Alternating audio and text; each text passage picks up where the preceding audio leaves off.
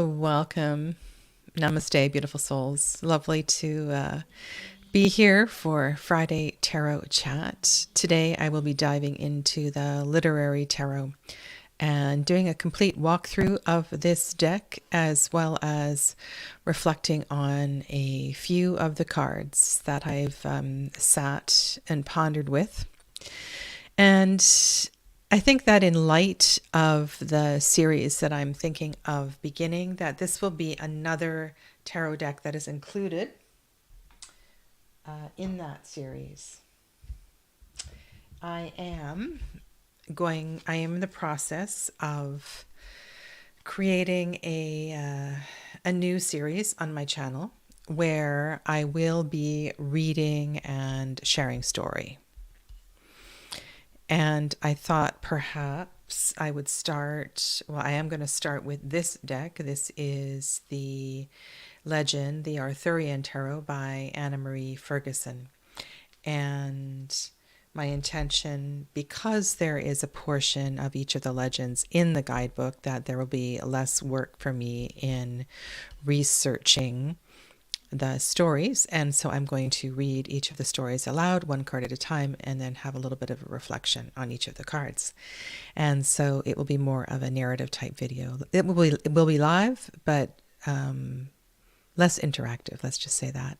But I think this particular deck as well, too, the Literary Tarot, would be, while a little more work on my part, would be an excellent one to include in this new series. So I want to say welcome. Hi, everybody. If you are new, dropping in, watching the replay, my name is Sadhana, and I'm an intuitive reader and healer. And I'm here Fridays talking about decks and tarot and my life as a tarot reader. And really, really happy to have interaction with you. Love the comments that come up after the fact. And my best part of starting this channel 5 years ago has been the interactions with each and every one of you. So thank you. Thank you very much. Happy Friday to Clevis and Saskia and Donna. Oh, yes, because I need to do more. Donna, I love to read. I love, love, love reading. And I have, let's just say I love to read. So we'll see how this starts and where I fit this into my schedule. That's the problem right now, is I need to dedicate a time for this new live stream and figure out when in the world that's going to be. Welcome. Hello, Tina. Hello, hello. All right, so let's begin. Lots of info below, paraphrased and partially quoted from the Literary Tarot website, which is also linked below. This deck is still available. This was one of those sagas, much like the Bone Stone. The deck took forever to get here, and all kinds of issues. But I don't really want to deal with that today. I just want to talk about some of the cards and how we can. So this is why I purchased this deck, is because when I teach tarot, when I'm working with tarot, I'm always looking for literature, songs, anything, building my repertoire of connections with every single card. Now, this is not a tarot deck that goes into the esoterica of tarot. This is a tarot deck that takes the primarily Waite Smith interpretations of the deck, stretches quite a bit in some cards to find a piece of literature, classic literature, that fits the story. And I'm going to mention each of those. I won't have time today to talk about any of the authors that were selected to make these pairings. And in some cases, part of my process in getting to know this deck will also be in figuring out who some of these people are and what their connection to the tarot is and why in the world they were invited to be part of this project. So I know Rachel Pollack is one of them, so that's a no-brainer. I know Margaret Atwood is one. I am and have always been a Margaret Atwood fan. When I was in grade 12, In Canada, we call it grade 12. Well, I shouldn't say that. Different parts of Canada call it different things. I was privileged to take a Canadian literature course with the most amazing teacher, and we dove into CanLit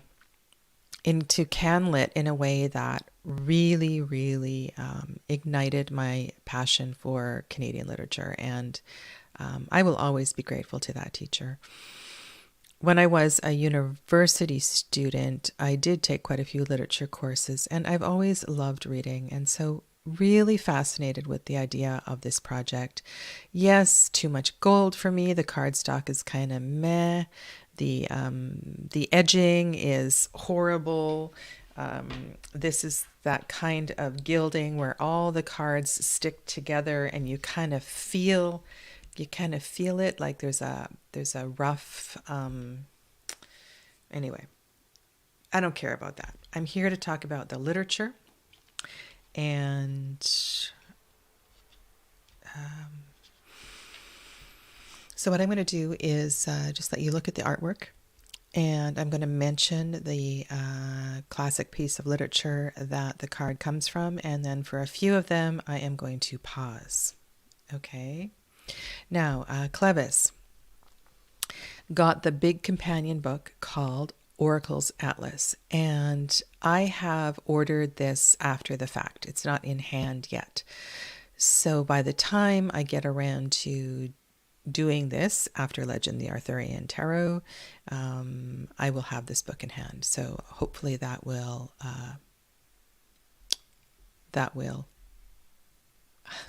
help make my work easier. This is Don Quixote by Miguel de Cervantes for The Fool. And many of these names, especially some of the authors, I will not be able to pronounce. I do not speak Chinese. And the author, I am really intrigued with the artwork. I love the artwork for the Magician. Yeah. And I have seen, there's a few, I think there is another tarot deck that has a monkey for the Magician, and this is, I'm very intrigued. So this is Journey to the West by Wu Cheng'en for the Magician.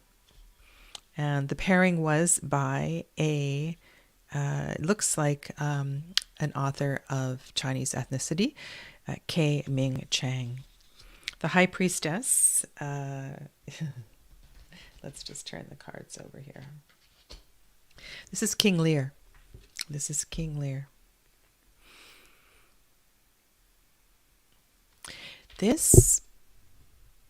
very cartoonish. Now, you should also know that in this deck, there is more than one artist. I think there's 3 or 4 different artists. And for the most part, it doesn't bother me. But the cartoony ones, I'm not so sure about. The Empress is the Wife of Bath's Tale by Chaucer. And oh my goodness, I love this artwork. You know, this reminds me of a couple other tarot decks. Maybe This Might Hurt, maybe that one. But love this energy for the Empress. A little bit solar. It's a little solar for Venus energy, but you know what this deck is not doing is bringing in a lot of the symbols. A lot of the symbols are missing, and it's really based on the energy of the connected story. The Emperor is Poirot Investigates by Agatha Christie. And you know, this is perhaps a bit of an odd pairing, but I will take some time to investigate as I go on. The Hierophant is 20,000 Leagues Under the Sea by Jules Verne.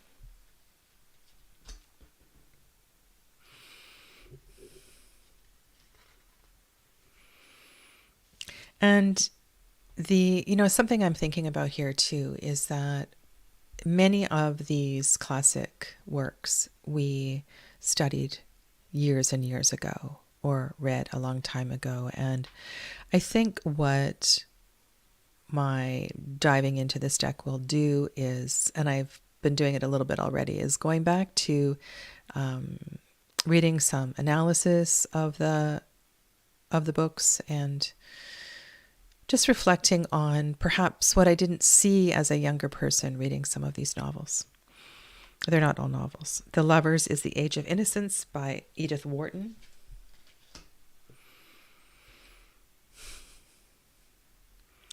And The Chariot. So can we pause at The Chariot? And I thought this is a good one just to have a little chat about. This is Treasure Island by Robert Louis Stevenson. And interesting, the pairing is by Simon Tolkien, and I wonder if Simon Tolkien is any relation of J.J. Tolkien. I will curiously look into that later. So Treasure Island as the Chariot. Very interesting pairing. And I think about the reasons for embarking on this journey. And sometimes when I'm reflecting on a chariot card, or a chariot card comes up in a reading, one of the things that doesn't come to mind is that long pause, and I should be asking, okay, is there some trauma? Is there, what is underlying the energy of the Chariot card? Did some misfortune come to you? Was there, did the straw break the camel's back, and now here you find yourself in chariot energy? One thing that really aligns for me here is that we're on water. Okay, and I have, as you know, been doing way more work with astrological associations. So I love that this is a water card. Ooh, thank you, Donna. That's great intel. So Simon Tolkien, who did the pairing for this particular card, Donna says, is the grandson of J.R.R. Tolkien. I think I called him JJ. Yeah. And then is this a coming of age? When I also think about Chariot and diving off and into the next septenary, going out into the world, I think this is a really good pairing. There is some tragedy. This is, it has that sense of adventure. It has the water element. It has the emotional tie to it as well, too. And questions of family, perhaps, and who our family is. So I think this is a beautiful pairing. And 8 is also by Robert Louis Stevenson. So 8 is The Strange Case of Dr. Jekyll and Mr. Hyde. And this is a really, really interesting pairing for this card. The power of a name is a peculiar thing. Today you just draw strength. In ages past, it would be fortitude in your deck, for it is not strength of body you need, my dear, but spirit.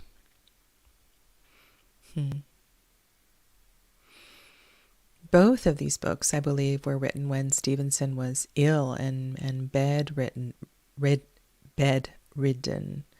I think he was dying of TB.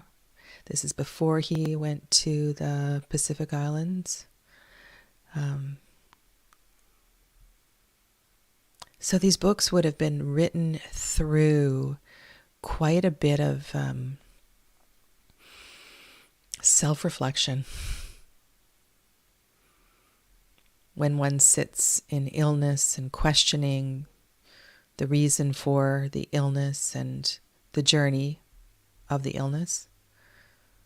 Yeah. The Hermit. So The Hermit, Frankenstein by Mary Shelley. Really interesting choice for The Hermit. Yeah. Wheel of Fortune. Now, this is a favorite. I loved this book. And I think I actually made it through this book twice. And this is what I'm going to need to sit on. This is, Vanity Fair by Thackeray. Vanity Fair.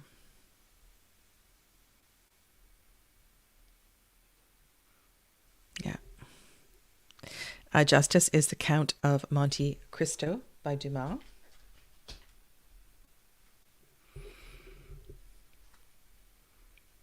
There was a really good movie, actually, that was made not too long ago.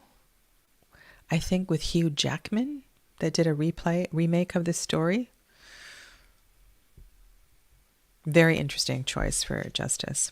The Hanged Man is The Love Song of J. Alfred Prufrock by Eliot.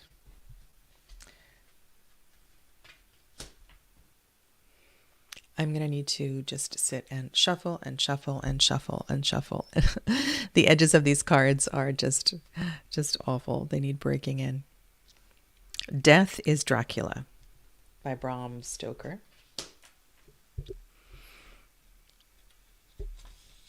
And Temperance is Cold Equations by Tom Goodwin. And very intrigued with this card. I am not familiar with this story. Your calculations are precise. Every equation is balanced.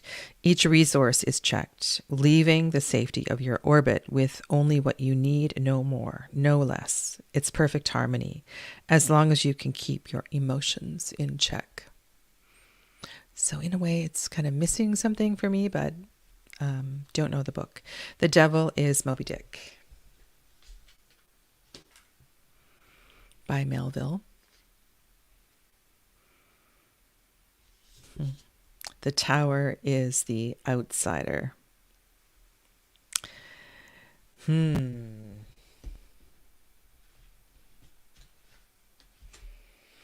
I really enjoyed this book. I read it many times. Read it aloud to one of my kids as well too later on. The shadows have always been your home. They are your earliest memory. They cling to you even as you crawl from their depths and approach the tower in the distance. You are drawn to it. It is inevitable. And once you enter, you will never be the same. The Star is Emily of the New Moon by Louise May Montgomery.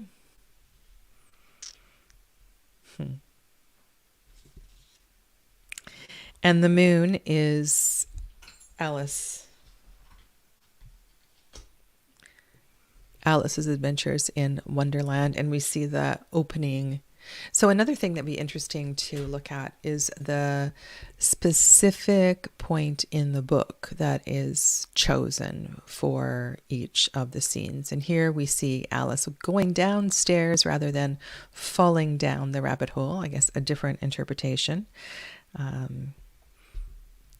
Perhaps as well to the scene where Alice goes through the looking glass in the next book would be a great place for this card. And oh my goodness, I love the art on this card. So this is Black Beauty. The sun is an avatar for optimism and vitality. Bask in its glow, for it signals abundance, better times, triumph at the end of adversity, and both physical and emotional stamina. Judgment. Now this card, if you've been following along on my channel, is one of the cards that was included in the Alleyman Tarot. So very interesting that Dane 7 Alleyman had a copy of this long before the deck was available to others. And this is from Dante's Inferno, if I didn't say that. Somebody mentioned that the Little White Book was just amazing. I watched a couple of videos on this deck, and the Little White Book is not amazing. My spine is cracked, and the whole book is falling apart, much like my wee moon did. Yeah. The World is La Morte d'Arthur by Sir Thomas Malory.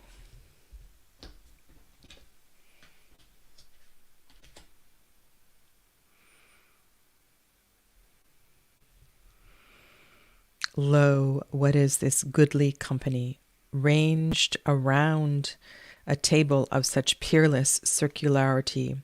For such as they, we are joined in the never-ending circle. Everything is possible. Yeah. Okay.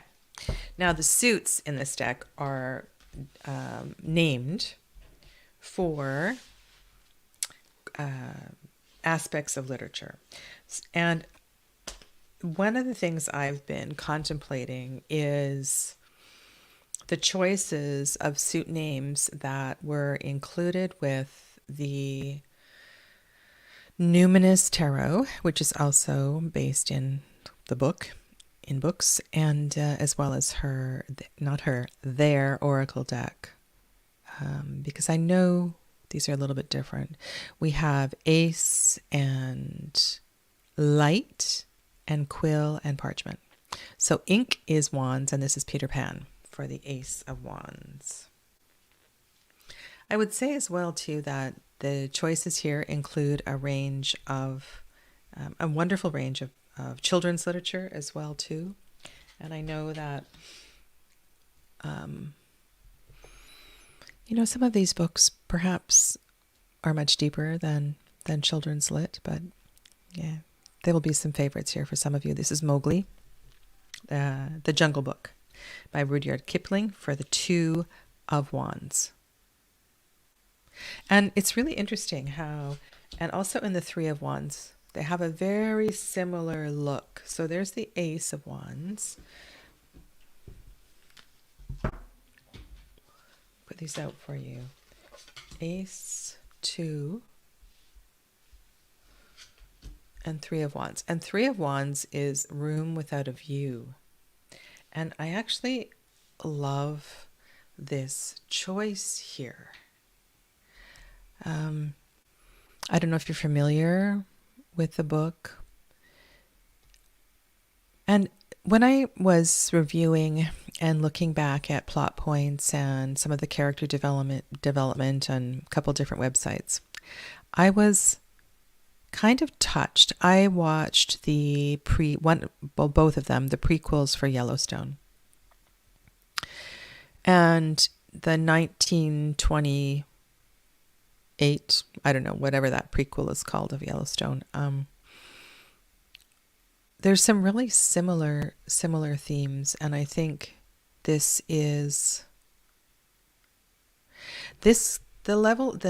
what this card brings to the Three of Wands adds a whole new layer for me. I think it's a brilliant pairing. That what is in development, so if you think of Three of Wands, Three of Fire, our path is developing, our journey into the world. It would be amazing if this card was connected to the Chariot astrologically. It's not. But I feel really inspired by this card to add a whole other dialogue to my repertoire, to my vocabulary for the Three of Wands. So this might be one of my favorite pairings in the deck.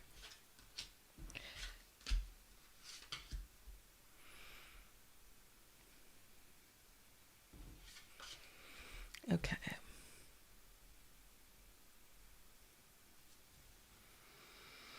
Yeah, the movie is really good too, isn't it? I just might rewatch it. Four of Ink is The King of Elfan's Daughter by Laura Dunsany. Four of Ink. So remember, we're in Wands, 4 of Wands. The 5 of ink is the Scarlet Pimpernel. And the 6 of ink is the Iliad.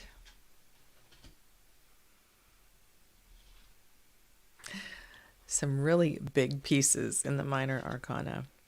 The 7 of ink is Bisclavre by Marie de France. I do not know this work.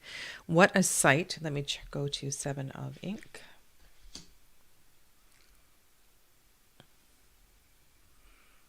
Love the artwork. What a sight you've become, Baron Bisclave. These betrayals and conflicts have turned you into a beast. But will you bare your teeth or turn tail to lick your wounds? Now, granted, this is going off in quite a different direction than I would go with this card, but I love what it prompts here. And also another, I think, wonderful thing about this deck is that the pairing is going to indeed take me into some research about the book, and which might actually inspire me to read the book. So I think what this organization, Brink, it's on the inside of the box, Brink Literacy Project. What they are doing, I think, is a wonderful thing. And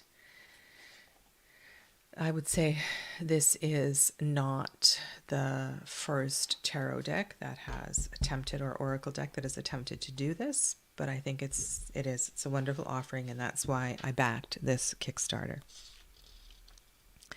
The 8 of ink is Leaves of Grass by Walt Whitman.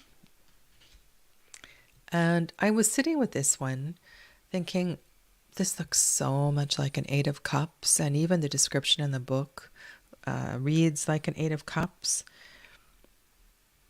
8 of Wands, I feel that there's focus, there's urgency, and there's such a longing and a melancholy energy here that just feels a little bit out of place for me. 9 of ink is The Most Dangerous Game by Richard Connell. And 10 of ink is The Scarlet Letter by Nathaniel Hawthorne.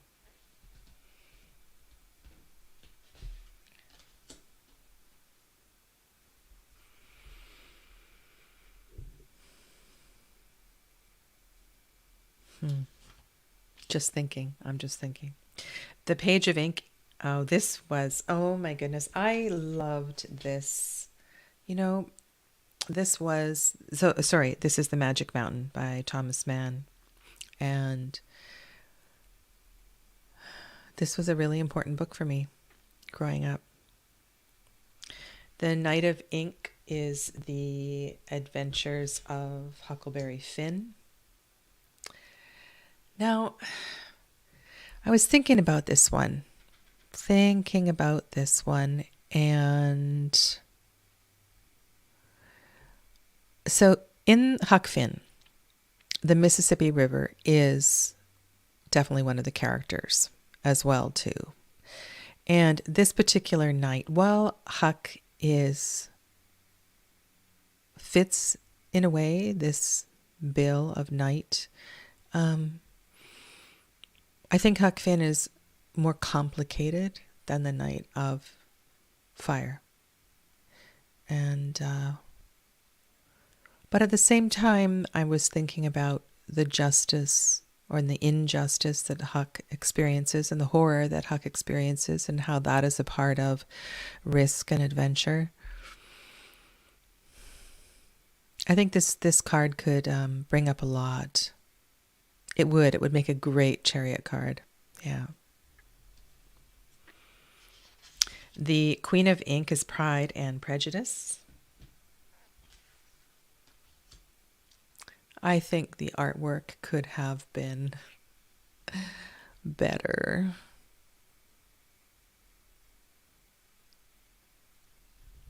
And the King of Ink is War of the Worlds by Wells, H.G. Wells.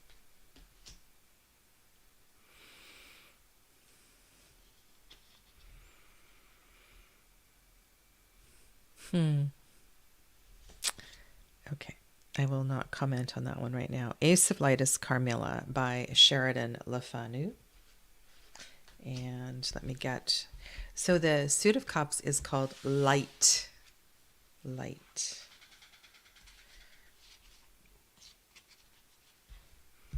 Which, okay, so what does that make me think of? That makes me think of spirit, ether, intuition. It makes me think of the Suit of Swords. So this is an interesting, perhaps light as inspiration. This is a Suit of Water, so emotional inspiration. Perhaps that's why it was named. I don't know if in the larger book there is a more extensive description of why these particular suit names were chosen. The Two of Light is Emma by Jane Austen, so more than one Jane Austen book included here. The Three of Light is The Wonderful World of Oz. So this is an odd pairing for me. Three of Cups, The Wizard of Oz. Rejoice, you're surrounded by friends and loved ones who support and uplift you. You can watch your worries melt away. I'm not sure. Where would you put the Wizard of Oz? Particularly where Dorothy has found support on her journey with these strange beings who reflect aspects of her self. I don't know. To me, this one doesn't quite fit here, but I have to think about that a bit more. The Four of Light. So the Four of Cups is Bartleby, the Scrivener by Melville.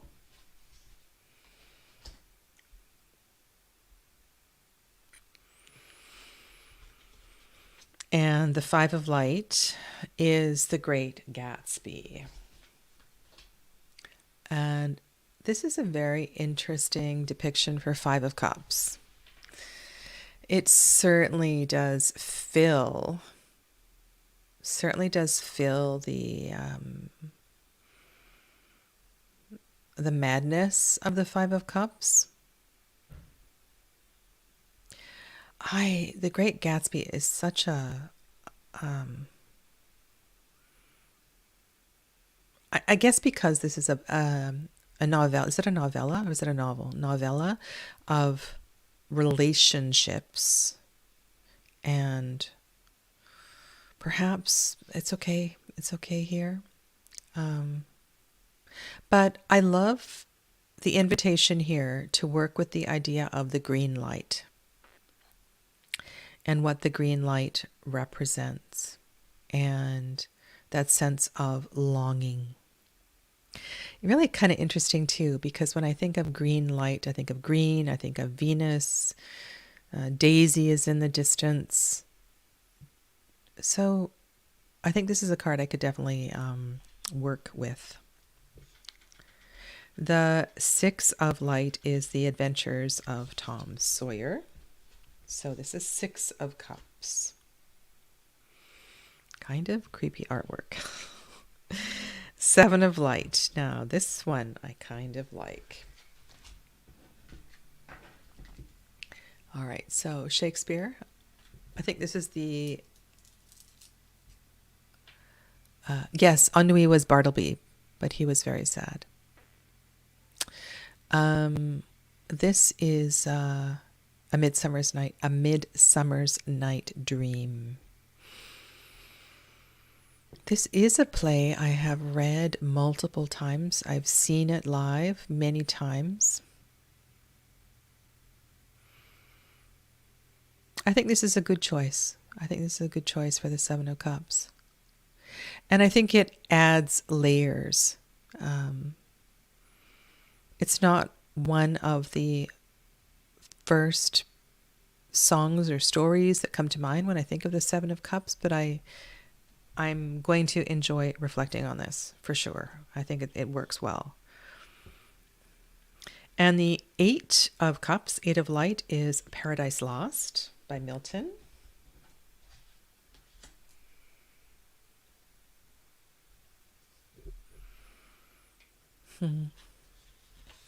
And Nine of Light is Anne of Green Gables.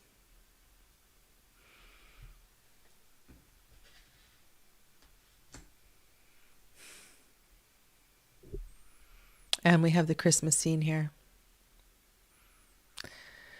So I'm sure that in the large book, it does talk about, I hope it does, it talk about the particular scene or chapter in the book that is represented, because I think that will help those who haven't read the book to understand the particular scene. Ten of Light is Mrs. Dalloway by Virginia Woolf.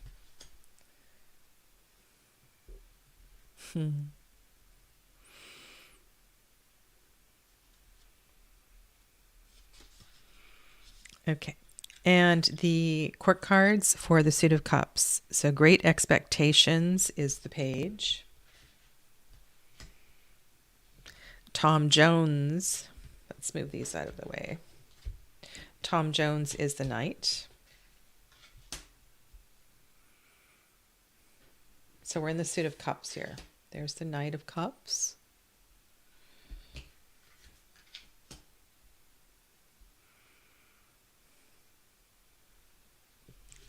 The Queen. Uh-oh, these pages. My book is falling apart. The Queen of Cups. The Queen of Light is Jane Eyre.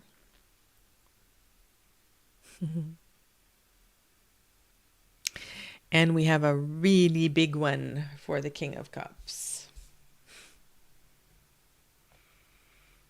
So this is Odysseus. In some ways, some of the archetypes for the minors are so big. And I think they are, at the Kings, I think they did a really good job at really big archetypes for the minor arcana to be working with. Yeah. Now, the Suit of Swords is the Suit of Quills. All right, Suit of Quills. And the Ace of Quills is the Adventures of Sherlock Holmes.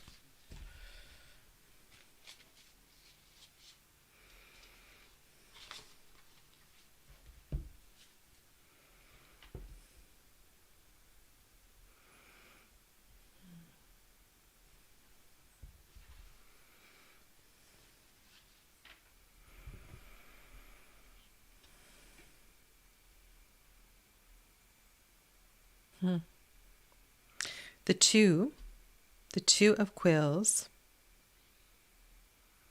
is Antigone. And I'm not sure if I know this legend. Are there any woes that Zeus has not brought to pass? By defying the powerful, you might suffer the most of all. If this is what fate has decreed, what can you do or undo?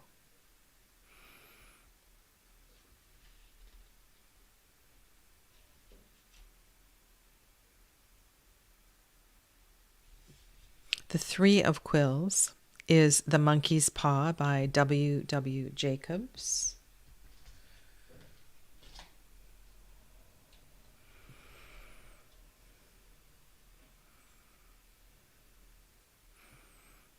And the Four of Quills is Walden by Thoreau. I think the artwork is beautiful. When I imagine Walden, it would look something like this. Hi Danielle, welcome to the chat.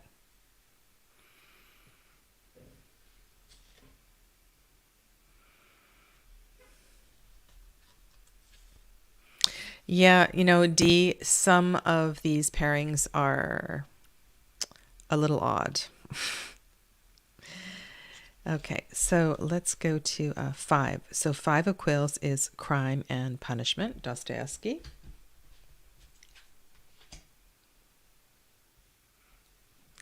And 6 of Quills,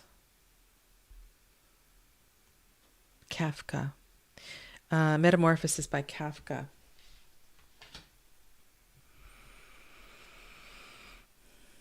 Oh dear, this isn't right at all. You're up and changed overnight, and nothing will ever be the same.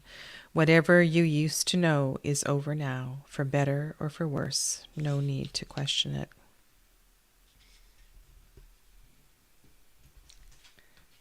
Seven of Quills is Edgar Allan Poe, The Black Cat. And 8 of Quills, actually, I think this was a book that I was going to read for those of you that have the Literary Witches. Is it called the Literary Witches Oracle or Tarot? You can let me know. Is Charlotte Perkins Gilman's The Yellow Wallpaper in that deck? I think it is, and this was something that I wanted to read. So 8 of Quills is The Yellow Wallpaper. I believe the PDF is available online. I actually want to cross-reference that. That also might be really interesting to look at some of the literature that's included in that other deck, and to see what's going on. Yeah. 8 of Swords is not necessarily a horror story. All right, so 9 of Quills, it gets worsty. 9 of Quills is Macbeth. And 10 of Quills. All right, think of the darkest book. 10 of Quills is Heart of Darkness. 10 of Quills, yeah. This is very dark. I don't think there's a darker book out there than this. That book really upset me. And I remember going to the film. What was the film called? The film version. Apocalypse Now.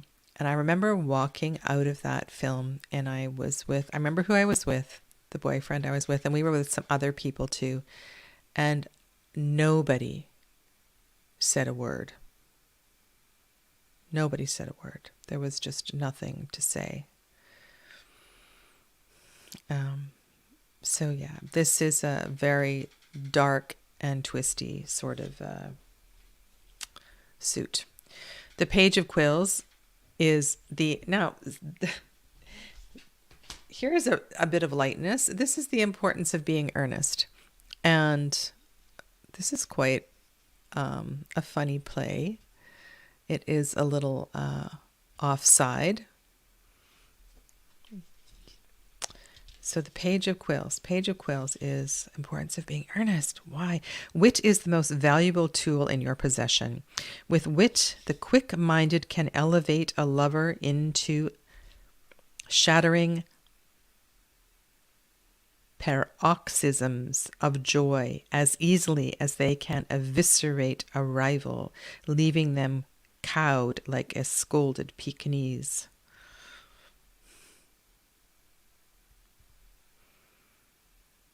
The pairing is by Mark Wade.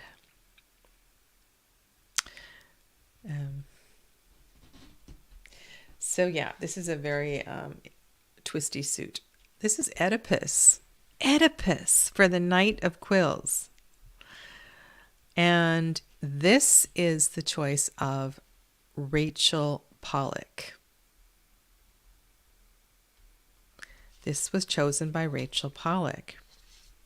O sweet hero, your mind is sharp as your blade, and no danger, however boldly prophesied, will turn you back from your goals. But take care you do not grow blind for your own secret history. Do you know who you really are?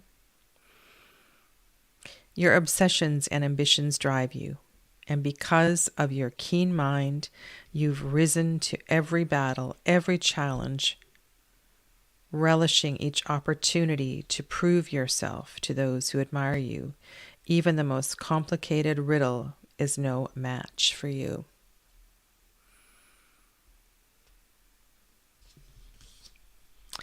Queen of Quills is Beowulf.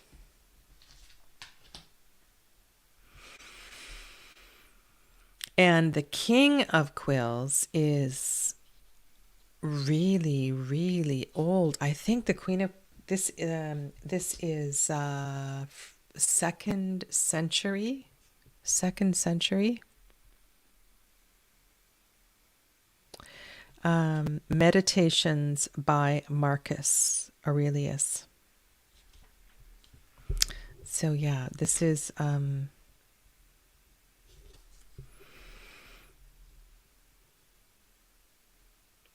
I think definitely worthy of some deeper conversation. Or perhaps not. And then the final suit is parchment, paper. So the word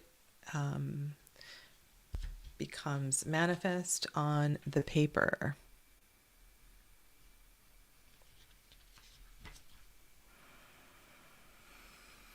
Meditations, are you talking about, Dee? I haven't read it, but quite intriguing. Or are you talking about Beowulf?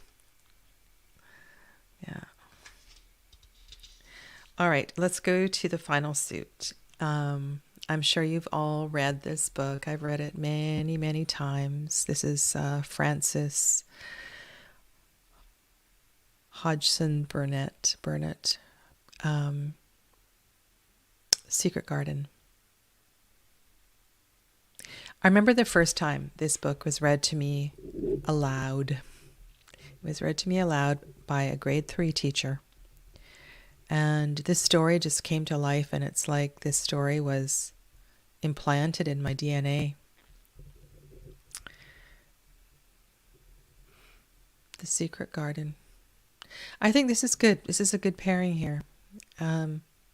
Reminds me a little bit of the idea of the Ace of Pentacles in Robin Wood's deck.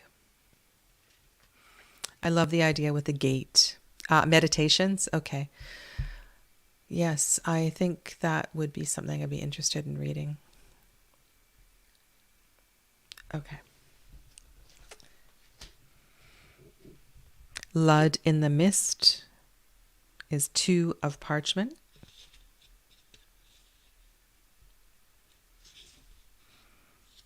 Three of Parchment is the 3 Musketeers.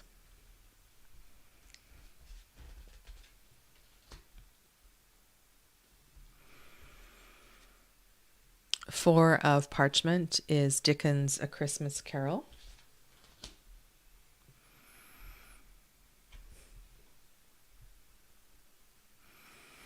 It's funny, we were just talking about this scene.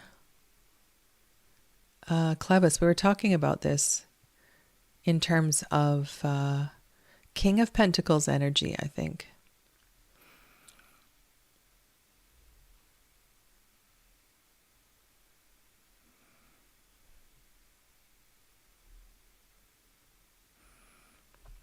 And 5 of Parchment is Persuasions.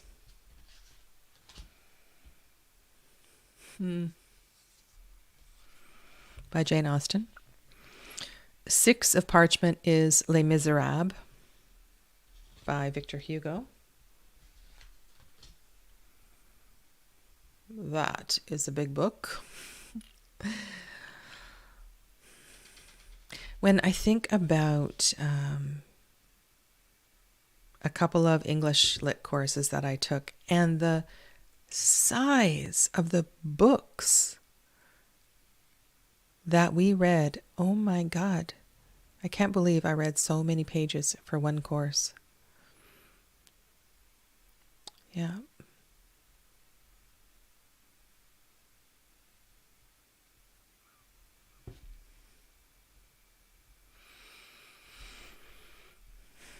Okay, where are we? Six of Parchment. Six of Parchment. Seven of Parchment is The Lost World by Sir Arthur Conan Doyle. And Eight of Parchment is The Phantom of the Opera.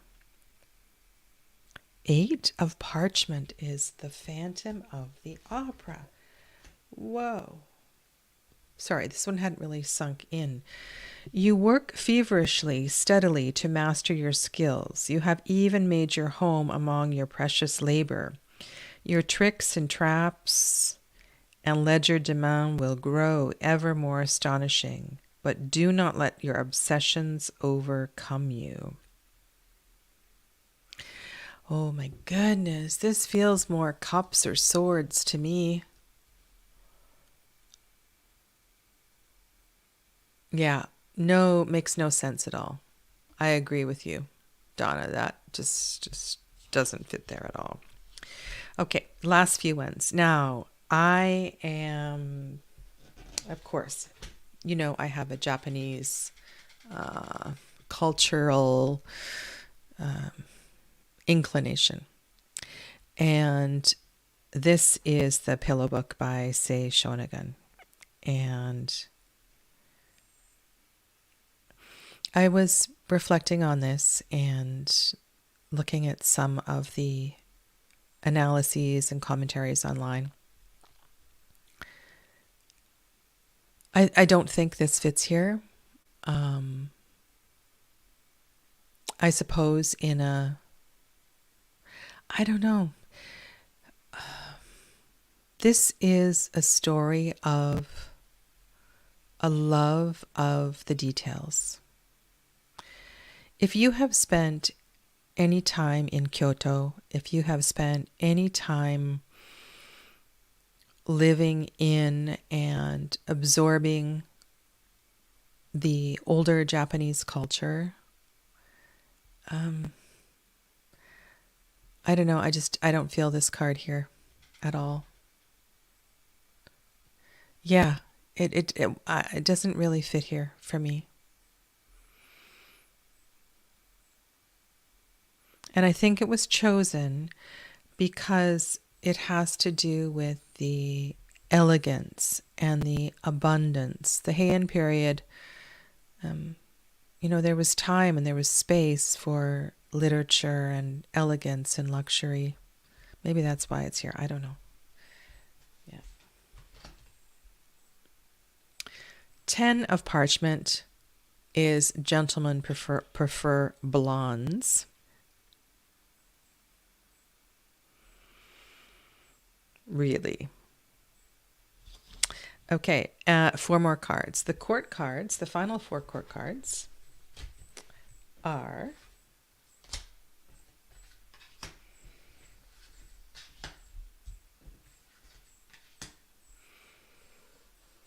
all right. Let's see what we've got here for stories. You can tell what the first one is. It's Romeo and Juliet. Why is this for Page of Pentacles? No, wrong suit. Wrong suit. The Knight is A Princess of Mars by Edgar Rice Burroughs. I don't know this book. Whether stranded in the red wastes of Mars or one of life's many ruts, commit to your obligations, take each step as it comes, and you can reach your goals. A Princess of Mars. And the Queen is The Snow Queen by Hans Christian Andersen. And the King is The Picture of Dorian Gray by Oscar Wilde.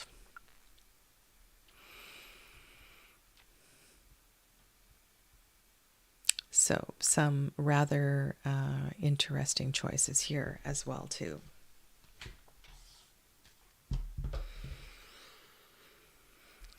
Part of the challenge, I think, in working with a deck like this as a study deck would be to have some, as you're reading through, so once I get my larger book and I can sort of maybe get into the head of the author that was paired with the card to see why they chose it, look a little bit more closely at the scene, then I'll have more that I can offer you.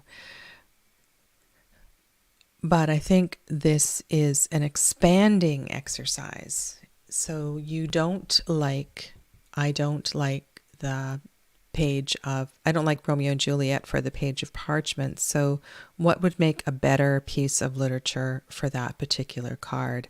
And that is what I am going to ask myself for each of these. Or perhaps, go through the process of reassigning the cards to a different one. Yeah. Welcome to Aisha. Welcome. So that is the deck, and I will, in the not too distant future, be coming back with more on this, for sure, and be writing to Brink about my book that's falling apart. So thanks for being here today. Happy Friday to all of you. Yeah, this is, Donna, this is such a great, you won't be surprised. I have a spreadsheet.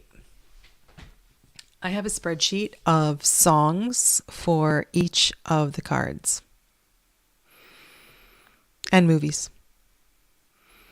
It's something I've been working on and collecting. And some of them are in my head and I haven't actually put them into the spreadsheet, but I think it's a great thing, fun to do. Yeah. It does. It really helps with your expanding idea of what a card represents. And there may be, so here's something that I have had to overcome in doing this. And that is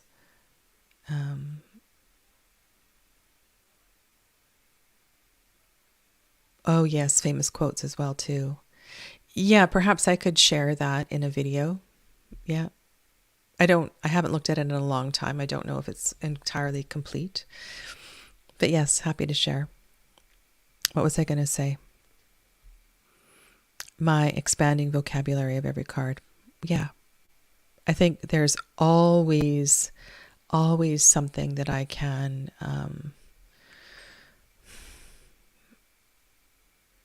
there's always another way to look at a card. Always another way. And that's why I continue to study the tarot. It's an ongoing thing. Thanks, Aisha. That's a nice thing to say. Yeah. All right. Bon weekend, everybody. And I will see most of you on Tuesday. Okay? Take good care. Namaste.